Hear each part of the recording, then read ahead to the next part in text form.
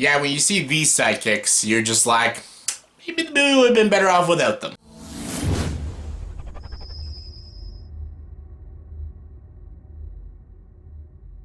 Hey everyone, welcome to my top 10 worst or least favorite movie sidekicks. In my last video I did my top 10 favorite movie sidekicks, now it's time for the least favorite. The stinkers, the annoyances, just why? Whose idea was it to write these characters? They suck, they're awful, and they ruin these movies. Some of these movies are just shit anyways, but they just add on to the shit, so why did you have them? So yeah, let's get to it. Let's not waste any time. Here are my top 10 least favorite movie sidekicks ever. And as always, for our top 10 list, you gotta have your... my dishonorable mentions. My dishonorable mentions are Fergie from Judge Dredd, Rachel from War of the Worlds, Stifler from American Pie, Ruby Rod from The Fifth Element, Jinx from Die Another Day, came off as a Texan, and oh, that's it. Great choices for our worst list. Just gonna be the top 10 list, but the name of my top 10 is my number 10. My number 10 is Jacob from the Twilight franchise. You can't really, well, yeah, Taylor Lautner's just an abysmal actor, but still, this character is the most irritating, whiny character, and all he does is there to take off his shirt. That's it. He's a love interest for Bella, and she just treats him like garbage. Bitch. But still, he didn't really need to be in the movie, any of these movies. Like, none of this needed to happen. Like, why is he there? He doesn't really serve a purpose to anything. And all he does is fall in love with Bella's daughter in the end, which is disgusting. But, yeah, he's just a lame, whiny character and already a lame, whiny film franchise, so yeah, why'd you have him? Coming in number 9 is John McClane Jr. from A Good Day to Die Hard, or I think his name's Jack, but I call him John McClane Jr. because that's what he is. And it's Jai Courtney, not a good actor, and this movie is bad anyways. It's just bad action, shitty characters, terrible performances. But Jai Courtney just adds on to the levels of bad this movie already is, with his whiny attitude, his horrible chemistry with Bruce Willis, and just the fact that he thinks he's a badass and he can carry the Die Hard franchise after Bruce Willis. That ain't the case, and thank God they didn't make any more after this film. Coming in number 8 is Willie Scott from Indiana Jones and the Temple of Doom. I love this movie. I love it. She ruins a lot of it for me. Short Round's annoying too, but he's tolerable. She's not. All she does is cry and whine and just, like, oh my god, she's an annoyance. I don't know why Indiana Jones even likes her. Like, I don't even know why he falls for her at the end of the movie. Like, what's the attraction? All she does is complain and bitch the whole movie, and it's so annoying. I can't stand it. Yes, Kate Capshaw, I know you're married to Steven Spielberg, that's cool and all, but my god, you're annoying.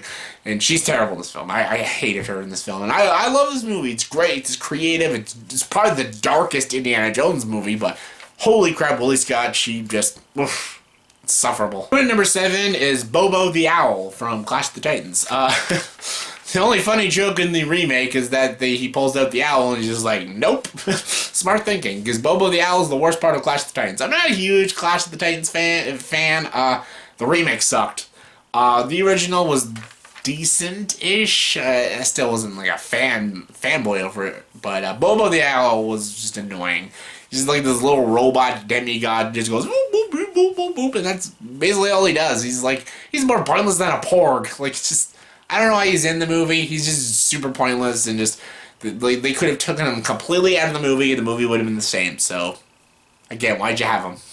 Coming in number 6 is Robin from Batman and Robin. Yes, oh my god. Robin's a good character. Like, I know a lot of people make fun of Robin for being a dumbass in distress and an annoying kid. He's an interesting character. The way they do Dick Grayson in the Titans show is so good and such a great character. The way they do it in these movies, Chris O'Donnell is just dreadful. He's bad in Batman Forever, but he's worse than Batman and Robin. Like, he whines and bitches, and he's like, I'm better than you. And then he, like, falls in love with Poison Ivy, even though it's clearly a spell and shit. It's her powers that's seducing him, but he's so dumb, he just doesn't realize it. He's like, oh, such a All he does is just complain. Throughout the whole movie, all he does is just like, oh my gosh, shut up! Like, the movie's bad enough as it is, but we don't need your bitching and moaning throughout the whole film. But yeah, Robin from Batman Robin, probably the worst Robin we'll ever get. Coming number 5 is Ninja and Yolandi from Chappie. Oh, okay, now I gotta talk about this movie again. I haven't seen this movie since I reviewed it back in 2015. Never saw it again, never plan on ever seeing it again, but I remember being pissed off seeing Ninja and Yolandi. Because I like Neil Blomkamp's movies. I like District 9. I really like Elysium. I think it's such an underrated sci-fi film. So I was excited for Chappie about like a robot, intellectual robot. He doesn't know how to behave like a human being. He's almost like a kid and stuff. And then these scientists like have to teach him the ways to be a human and stuff. But then these criminals like kidnap him and turn him into a killing robot and like a robot that steals and stuff. Like that's a cool idea. The way they do it in this movie though is annoying and dumb. And Ninja and Yolandi are the most irritating characters. Basically their whole job is to act like they're badass and they're so cool and they don't give a shit. They're like thugged out and everything. I'm just like, oh god. Every line of dialogue they say, I'm just like, oh shut up. Like, you're not cool, you're not badass, and this movie isn't cool or badass. It's just stupid and lame. Coming number 4 is Paul from Cop Out. Tracy Morgan's character, and yeah, when it comes to Bruce Willis' sidekicks, they don't do so well. He's just annoying. Again, he just shouts out one-liners. He just screams a lot in the movie. Bruce Willis is just like sleepwalking his way through the whole movie. He's just like, yeah, okay, that's cool. It's cool. Yeah, okay. Yeah, I'm a cop. It's cop out, man. I'm doing it. I'm a Kevin Smith movie. Oh, it's good. That's Bruce Willis though, the whole movie.